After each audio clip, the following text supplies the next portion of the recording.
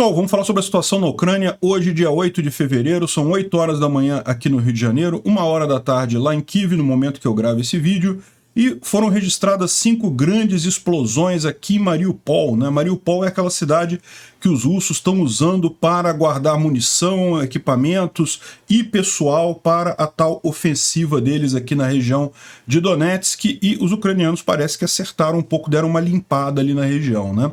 E não foi só aqui não, também aqui em Makivka, próximo a Donetsk, uma grande explosão aconteceu. A gente não sabe, nesse caso, se foi um ataque ucraniano, se foi um acidente ou se foi sabotagem, pode ter sido qualquer dessas coisas. Mas aparentemente explodiu uma linha de gás próximo a uma linha de trem. Surgiram imagens de vários dos blindados que foram destruídos naquela tentativa frustrada dos russos ontem de tomar Vuhledar. Os russos continuam atacando e continuam perdendo tanques e pessoal ali na região, né? Mas se a situação aqui em Vuhledar é positiva para a Ucrânia, aqui em Bakhmut nem tanto. Parece que os russos conseguiram interromper a M03, que é aquela rodovia que passa aqui ao norte, então já não se trata mais de mero controle de fogo sobre a rodovia. Os russos tomaram uma parte dela e estão tentando tomar a T-0504, que fica mais aqui ao sul também. Não conseguiram ainda, mas estão tentando isso, né? Isso deixaria apenas a O-0506, que é a última forma de abastecimento aqui de Bakhmut, ainda isenta, né? Incriminar, os russos estão novamente na ativa também, estão tentando avançar aqui nessa região, embora não tenham conseguido nenhum avanço significativo. E curiosamente, os russos também estão temendo nessa região aqui uma contraofensiva ucraniana, né? Bom, lá na Rússia, a Gazprom, a maior petrolífera da Rússia, vai criar o seu próprio exército particular, igual o Wagner. Eu já perdi a conta de quantos exércitos particulares a Rússia está criando. Tem o Russich, tem o do Prigozhin, tem o do Shoigu, tem mais um monte de exército particular sendo criado na Rússia. Mas o Wagner em si, que é o original nessa história, não está muito bem nas pernas não, né? Lembra o Bereg, aquele cara que levou um tiro na cabeça? Acabou de confirmar a morte dele, né? E segundo as investigações, parece que foi motim, foram subordinados que mataram ele.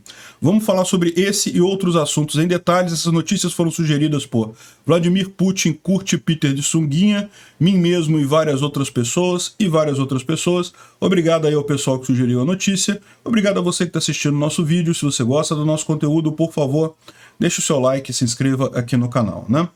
Bom, pois bem, como a gente está vendo aqui, Mariupol parece que foi alvo de um grande ataque em 5 pontos diferentes da cidade, certamente visando agrupamentos de tropas russas na região, né? Mariupol está sendo usada para esse tipo de coisa, justamente porque fica numa distância relativamente grande, então é difícil do HIMARS atingir aqui. A gente não sabe se os ucranianos conseguiram de alguma forma chegar lá, porque o HIMARS ele tem uma certa folga nesse alcance máximo dele, né? Ou se usaram algum outro meio, talvez um drone, alguma outra coisa, né? O que a gente sabe é que nesse canal aqui, Zaporizhia Info, né, que é um canal de Telegram ucraniano, eles estão reportando aqui, nesse post aqui, justamente essas 5 explosões. A tradução está aqui, ó. 5 fortes explosões seguidas no distrito de Primory, em Mariupol. As salas de bate-papo pró-russas são excluídas na velocidade de uma bala. Isso é típico nessa situação. Eles fazem uma censura para ninguém sair explicando ou dando informações sobre as explosões ali, né? Nosso relatório sobre a origem das explosões é na área portuária, ou seja, justamente onde os ocupantes trouxeram recentemente equipamentos de defesa antiaérea. Estamos estabelecendo os detalhes ou as consequências, o conselheiro do prefeito da cidade lá em Mariupol, né? Após as explosões, um grande número de aeronaves apareceu no céu acima da cidade. Ou seja, pode ser que também o pessoal tá preocupado com drones, né? Botaram as aeronaves para ver se tinha drone chegando ali, né? O fato é que isso era esperado. A gente tem anunciado que os russos estão botando material aqui em Mariupol para uma eventual ofensiva em Vuhledar, né? Para tentar ver se consegue avançar aqui, mas até agora nada, né? E pode ficar mais difícil a partir disso. Também em Makivka. Makivka é essa cidade aqui do lado de Donetsk, né? Na verdade é na grande Donetsk, e houve uma grande explosão aqui nessa noite, de ontem para hoje, E olha só, algumas imagens realmente são impressionantes em termos de tamanho da explosão, né?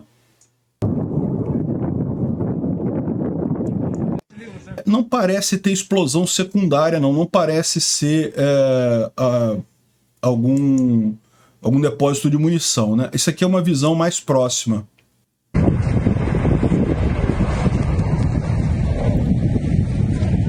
Ou seja, dá para ver que é do lado de uma linha de trem. É do lado de uma linha de trem aqui em Makivka, mas não dá para ver exatamente o que é que está pegando fogo aqui, né? Segundo estão dizendo, foi um gasoduto na região que explodiu e pegou fogo. E aí, de novo, não dá para saber se foi um ataque ucraniano, se foi um acidente. Pode acontecer, né? Um acidente de um gasoduto pegar fogo não é tão comum assim, mas pode acontecer.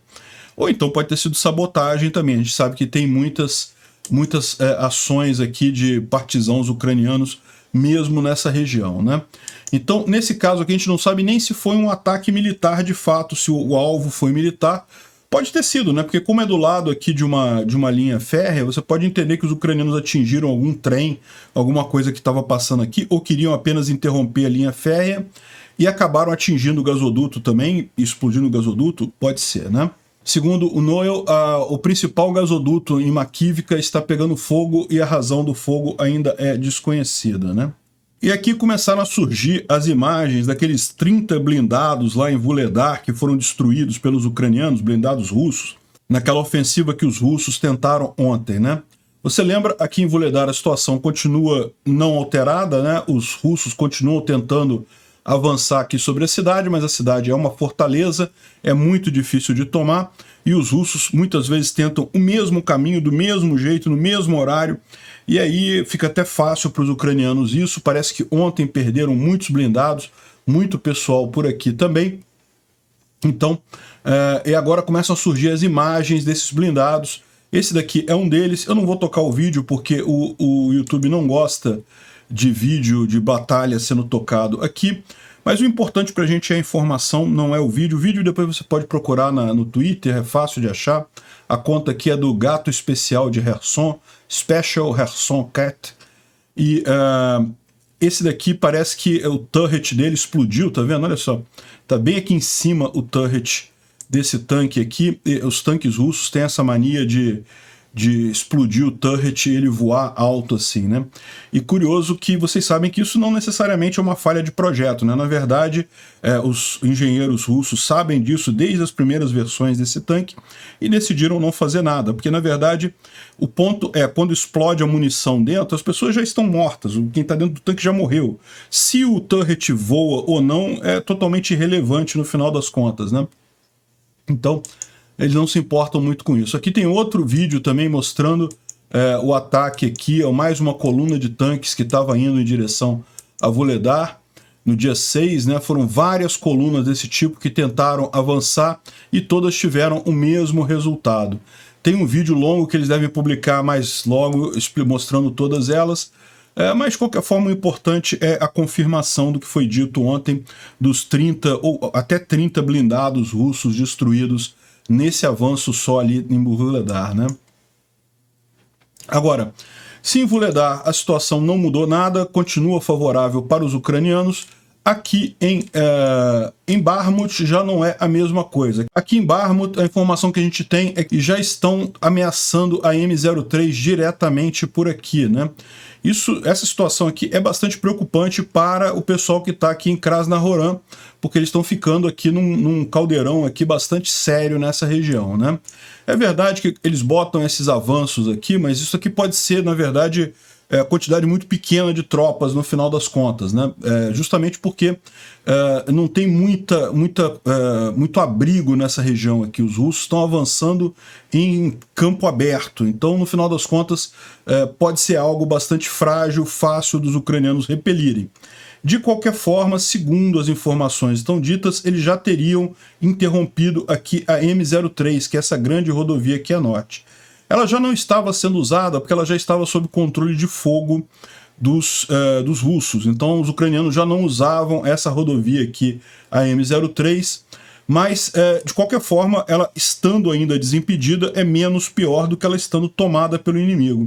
E ao mesmo tempo, aqui embaixo, os russos também tentaram tomar a T-0504, que nesse mapa aqui aparece como N32, tentaram tomar essa estrada. Eu estou desconfiado que esse mapa, do jeito que está aqui, ele está errado, tá?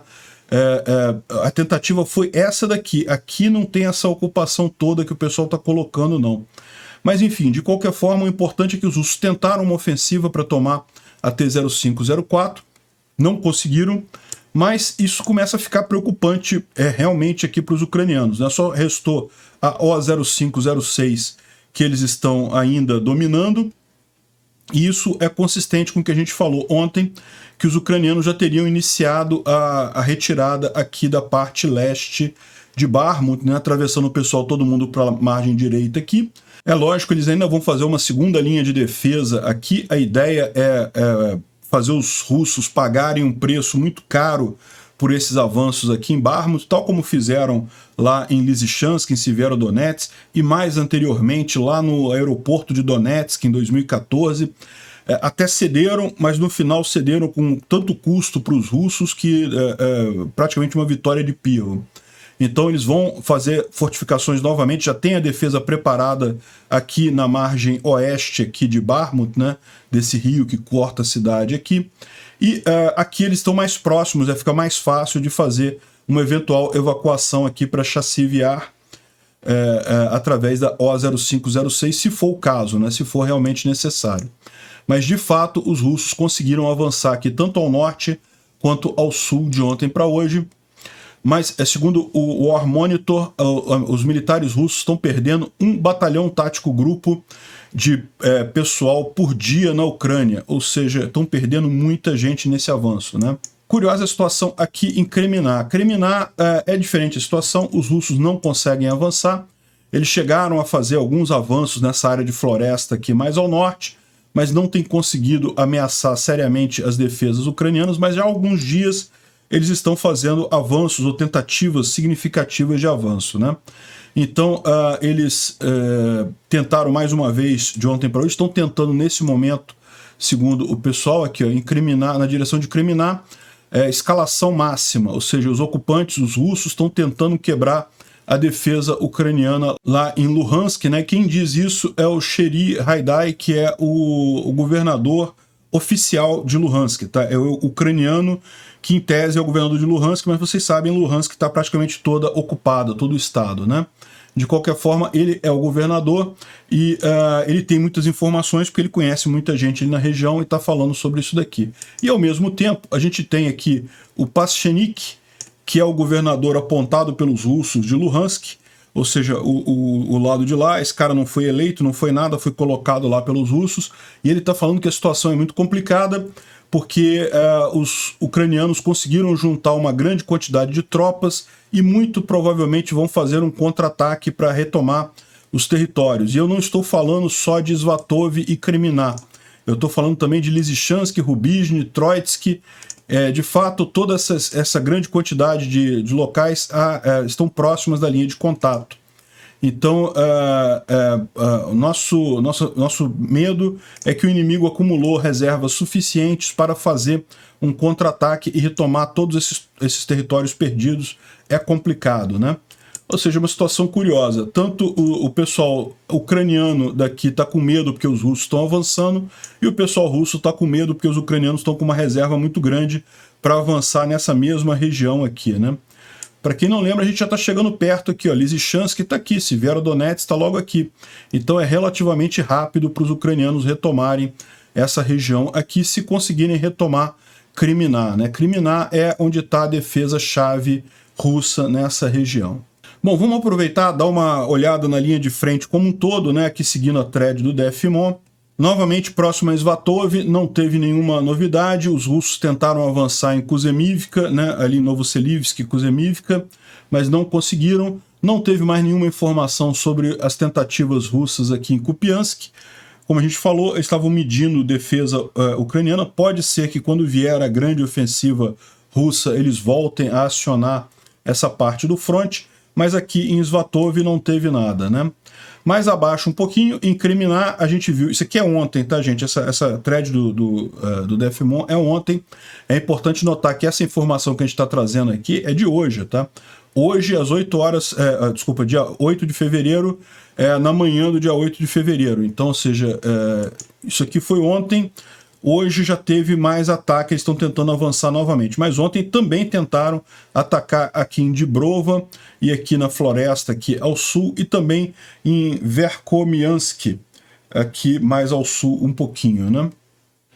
Aqui ao norte de Bakhmut, como a gente viu, também essa situação aqui é de ontem, mas pelo visto, se realmente os russos conseguiram avançar e tomar a M3 aqui, chegaram a tomar a M3 aqui, a situação em Krasnohoran ficou muito complicada, né? Krasnohoran está agora num grande caldeirão aqui, é bem possível que os ucranianos tenham mesmo que sair, abandonar essa cidade aqui, né?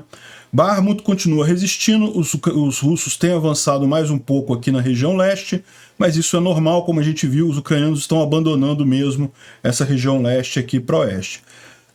Esse mapa aqui do DFMON faz mais sentido para mim sobre o avanço russo aqui sobre a T-0504. Repara que ele coloca o avanço russo só bem ao sul aqui, ó. Não tem avanço russo aqui nessa região tentando atingir a T-0504. Eles não conseguiriam, por quê? Porque ainda tem ucranianos nessa região alta aqui a oeste de Klishivka, né? Klishivka, a cidade, foi tomada pelos russos, mas os ucranianos continuam aqui. Então, ok, de fato, os russos tentaram tomar a T-0504, mas foi por aqui, aqui pelo sul, né? O DFMON fala que os russos, de fato, avançaram aqui, além de Silj, né, já em direção a Kalizniansk, essa outra cidadezinha mais aqui, né, mais a oeste aqui, e eles estariam no meio do caminho. Isso é consistente com o que a gente viu no outro mapa, eles estariam já ameaçando a M03 aqui, né? Mas segundo ele diz que não está tão convencido assim que eles estão ainda vivos, né? E bem, vamos ver como é que se desenvolve isso daqui, porque realmente se eles tiverem chegado aqui na M3, significa que eles estavam vivos, né? Eles continuaram avançando aqui até a M3. Vamos ver qual a capacidade dos russos de manter essa frente aqui, porque isso aqui fica também um saliente muito grande. Os ucranianos têm muitas tropas por aqui, para eles fazerem um ataque de flanco aqui, seria bastante simples no final, né? Segundo o DFMON diz, ele acha que essa linha roxa aqui é a linha limite para os ucranianos. No momento que os russos atingirem essa linha, os ucranianos vão iniciar o recuo de Bakhmut, né? Eu discordo dele, como eu falei para vocês, a minha opinião, ninguém tem certeza, os ucranianos não vão falar isso abertamente, evidentemente, mas a minha opinião é que eles já começaram esse recuo aqui de Bakhmut, embora um recuo faseado. Eles vão recuar pelo menos até o córrego aqui, para eventualmente facilitar um próximo recuo se for necessário, né? E ele está falando aqui ao sul também como os russos estão ameaçando aqui a T-0504, e ele colocou aqui também essa linha roxa que seria o limite.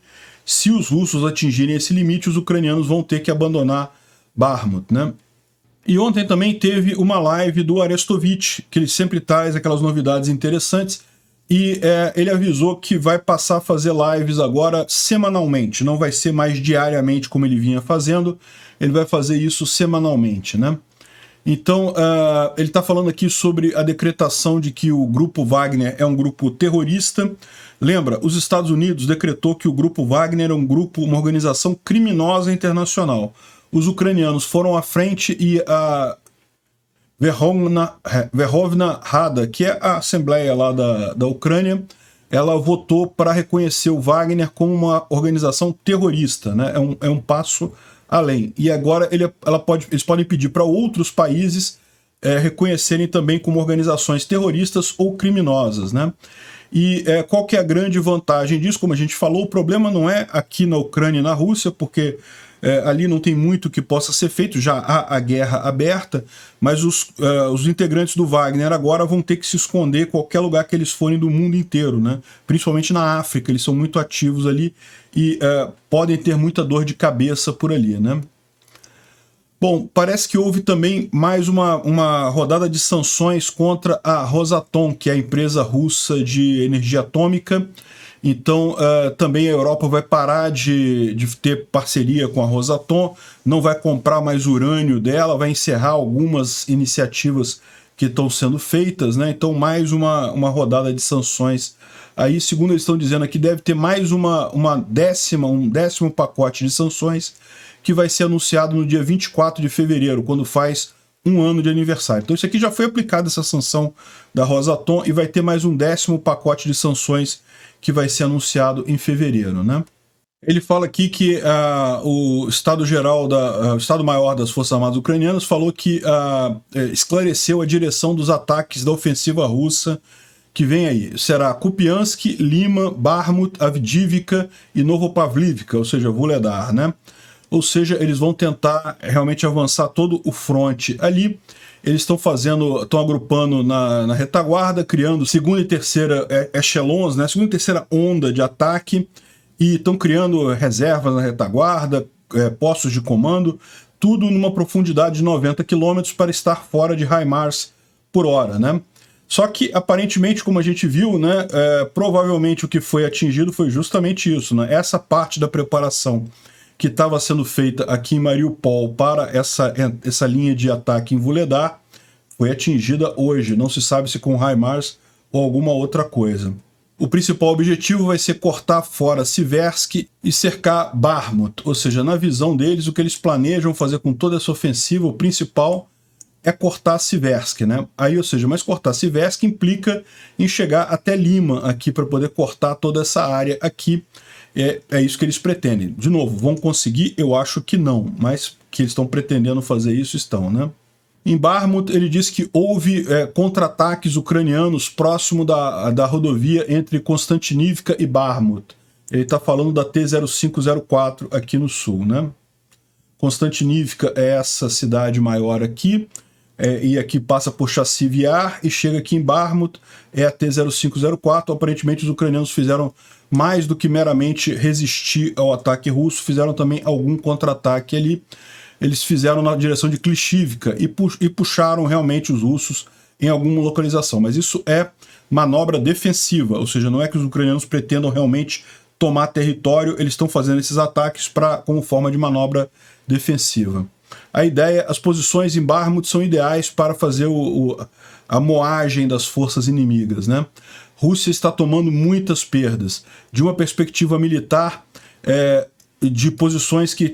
são posições que realmente valem a pena os ucranianos manterem, justamente pelo grau de dano que causam. E aí ele fala que pode ser comparado com o aeroporto de Donetsk, que foi mantido pelos ucranianos por 242 dias, e a razão de perdas dos russos para os ucranianos lá no aeroporto de Donetsk foi de 10 a 15 pessoas. Tá? Ele está falando isso aqui foi em 2014, tá? 2014, quando houve a rebelião ali em Donetsk. Na verdade não foi uma rebelião, foi uma invasão russa, né? Foi tudo militar russo que começou essa, entre aspas, República Separatista de Donetsk. O aeroporto de Donetsk ficou na linha de frente durante muito tempo, e Donetsk está aqui, o aeroporto é essa área aqui, tá vendo? Os principais prédios do aeroporto foram mantidos pelos ucranianos durante muito tempo, um ano quase, né? 242 dias, e os russos conseguiram tomar o aeroporto, mas perderam 10 a 15 soldados para cada soldado ucraniano aqui, né? E como isso é uma batalha mais antiga, você já tem uma certeza maior nos números, né? Esses números realmente foram muito significativos. Isso acabou enfraquecendo muito os russos ali na região, né? A gente mencionou isso outro dia, os ucranianos estão fazendo uma grande mobilização agora, justamente para preparar a ofensiva deles, né? E as novas brigadas ucranianas receberam 9 mil voluntários mesmo, o pessoal voluntariamente foi lá e assinou, ou seja, isso já são 3 das 8 brigadas planejadas em uma semana, né? É lógico, o recrutamento na Ucrânia ele é obrigatório, se você for chamado você tem que ir para o exército, mas evidentemente os ucranianos preferem o pessoal voluntário, todo mundo prefere o pessoal voluntário porque são as pessoas que vão lutar com interesse de lutar, né? O cara que vai lutar carregado nem sempre é a melhor opção. Isso foi só em uma semana, ou seja, a expectativa dos ucranianos é que eles consigam recrutar gente suficiente sem precisar forçar ninguém para todas as 8 brigadas que eles estão planejando montar, né? O Makhail Saakashvili, que era o ex-presidente da Geórgia, né, e que tem muita ligação com a Ucrânia, também já foi parte do Conselho Ucraniano, e ele está preso na Geórgia, né, e está muito mal de saúde, mas os tribunais da Geórgia recusaram o tratamento dele fora da prisão. O pessoal está planejando protestos para forçar o tratamento dele, né? Aparentemente, o que o pessoal teme é que agentes russos estejam envenenando ele ou piorando deliberadamente a saúde dele na prisão para fazer ele morrer na prisão, por ele ser um importante líder de oposição aos russos na Geórgia, né? Aqui no Instituto para Estudo da Guerra, ele está falando aqui sobre a palestra do Shoigu, que provavelmente foi feita no intuito de elevar a estima dele, né, para essa ofensiva, essa grande ofensiva que está sendo planejada. E eles afirmam também que parece que essa preparação para essa grande ofensiva parece que está sendo meio apressada, justamente porque tem um cronograma não realístico, né? Justamente o que ele está falando aqui é aquela ordem do Putin para tomar Donetsk inteiro, todo o Oblast de Donetsk até o final de março, né? O que não faz sentido nenhum, como a gente falou para vocês. O Oblast de Donetsk inteiro é essa linha tracejada que vem até aqui em cima. Tem várias cidades enormes aqui, Kramatorsk, Sloviansk. Mesmo que eles consigam tomar Siversk agora, num time frame relativamente curto, seria impossível Donetsk inteiro. Você pode até conceber, eu acho que nem isso eles conseguiriam, mas você pode até conceber que eles conseguissem retomar todo o Oblast de Luhansk, né? Porque o Oblast de Luhansk, a maior parte dele está tomado realmente, falta só essa faixa de terra aqui. Então é possível que eles conseguissem o Oblast de Luhansk retomar até o final de março, mas Donetsk é impossível completamente. Acho que nenhuma das duas coisas eles vão conseguir, né? Mas é justamente o ponto que faz o Instituto para Estudos da Guerra aqui, que é um cronograma não realístico que eles estão colocando ali, né? E, de novo, o pessoal nacionalista está criticando essa possível impossibilidade dos russos conseguirem manter uma ofensiva decisiva nesse período esperado pelo Putin. Ou seja, está todo mundo vendo que isso vai dar problema, essa ofensiva russa aí. E qual que é o principal problema que isso pode dar para os russos? Que vai ser, na verdade, uma coisa muito positiva, né? Eles podem acabar perdendo muitas tropas, muito equipamento, para um avanço relativamente pequeno. Que vão avançar alguma coisa, talvez consigam mesmo tomar Siversk, tomar Bakhmut, que coisa e tal, mas vão com isso perder tanta tropa, perder tanto equipamento, que vão acabar fragilizados, e isso vai permitir uma contraofensiva ucraniana. É isso que os ucranianos estão planejando, na verdade. Estão esperando os russos fazerem a ofensiva deles, se enfraquecerem, para então isso permitir a ofensiva ucraniana, né? A outra novidade engraçada, chega a ser engraçada, né, é que a Gazprom, que é a principal empresa russa de produção de petróleo, teve agora a licença para criar seu próprio exército militar, né?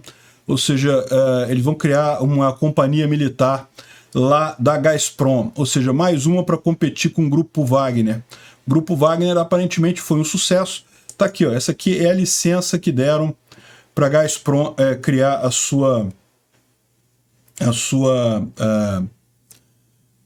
o seu próprio exército privado, né? Então, aqui ele está dizendo que é Private Security Organization Staff Center, que está autorizado e coisa e tal. Enfim, estão permitindo isso daqui, essa é a autorização do governo russo para isso, né?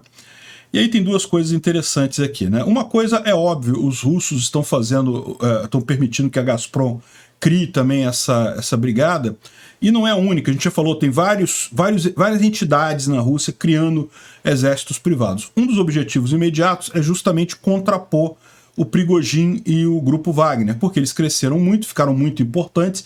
Na política russa, eles estão sendo muito considerados, né? O Putin está fraco nesse momento, então já tem muita gente na Rússia olhando para o Prigozhin. Então o Putin está com medo disso, não quer. Então criou outras companhias para fazerem frente ao Grupo Wagner, né? Além de sacanear o Grupo Wagner lá na guerra também.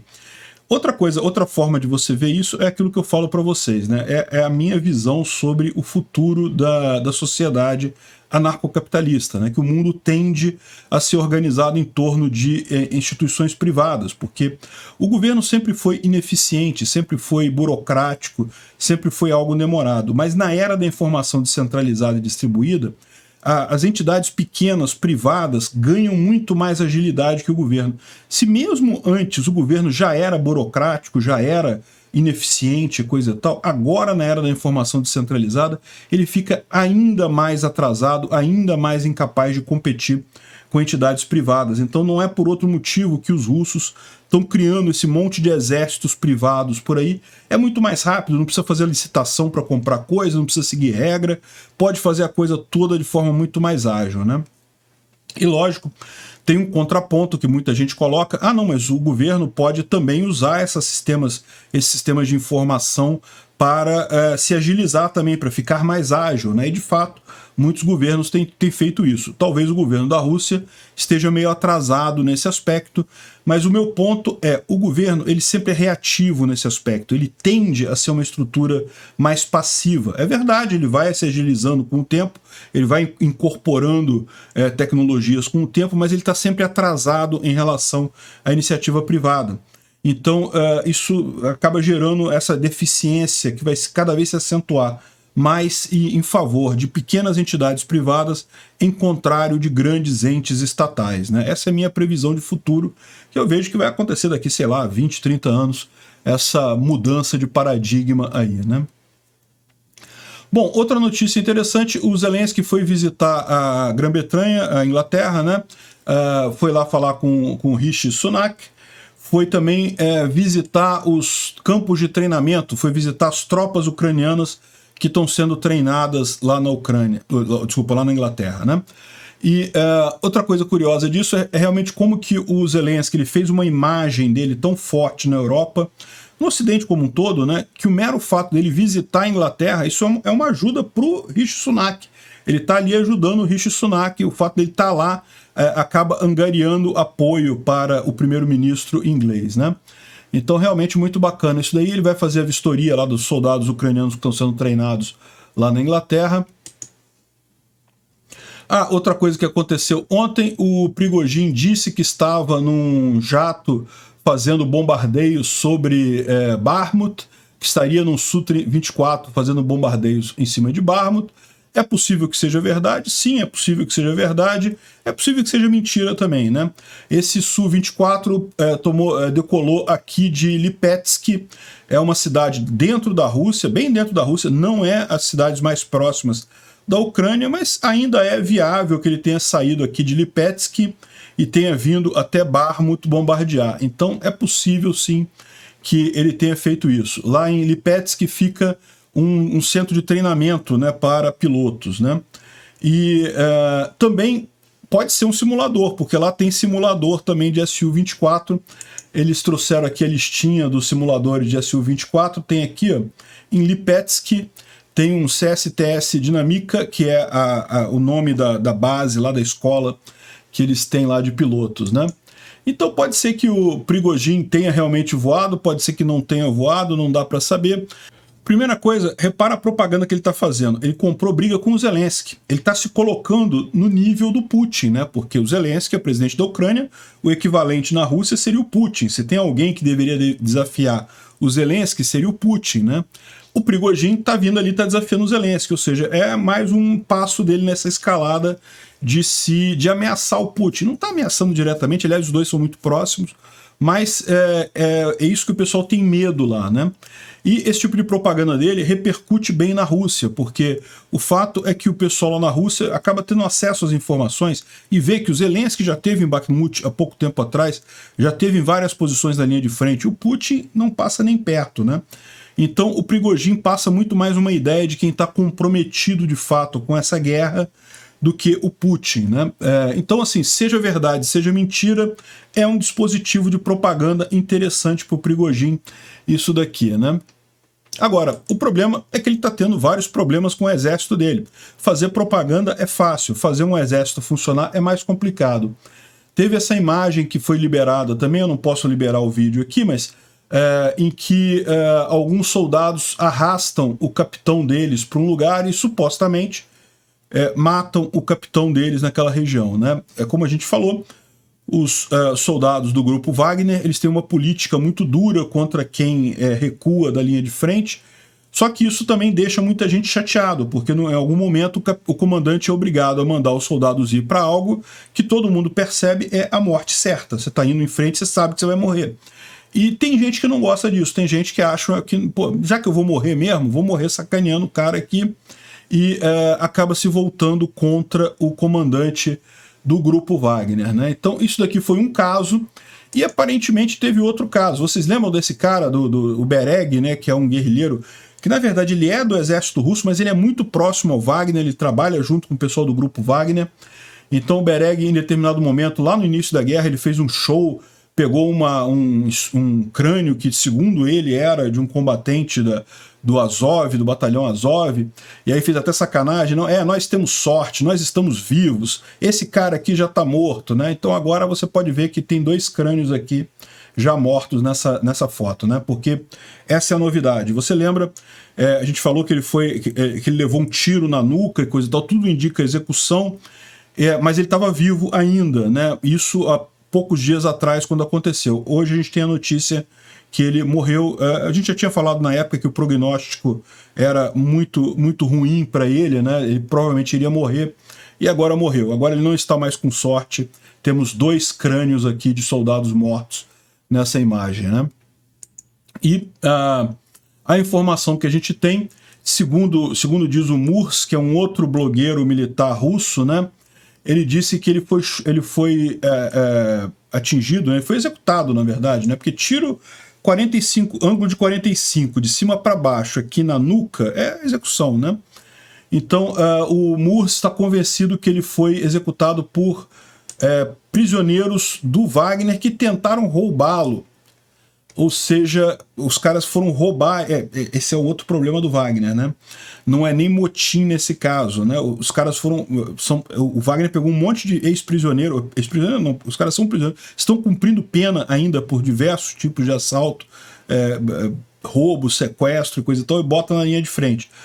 Ok, se você tiver muita gente, você consegue controlar, mas tem sempre o risco desse pessoal se voltar contra você. Parece que o pessoal tentou roubá-lo e depois perceberam quem ele era e daí mataram ele para tentar esconder o próprio rastro, né? Quando perceberam que ele era uma pessoa importante, viram que tinham que matar ele, senão eles iriam ser pegos, né? Enfim, ou seja, embora o Prigozhin esteja fazendo aí toda a propaganda dele, coisa e tal, a coisa no Wagner não tá tão boa assim não, né? Outra coisa curiosa é que o Putin resolveu reformar e botar operacional de novo vários abrigos antiaéreos em várias cidades lá na Rússia, né? Então ele ordenou que todos esses abrigos antiaéreos, muitos deles da Segunda Guerra Mundial ainda, outros do período da Guerra Fria, que fossem todos verificados para ver se está tudo certinho, se está funcionando e coisa e tal. Ou seja, ele está imaginando que pode ter um ataque ucraniano e coisa e tal. Pode ser isso, né? Agora, o que eu acho mais provável nesse caso é o mesmo caso lá das defesas antiaéreas em topo de prédio.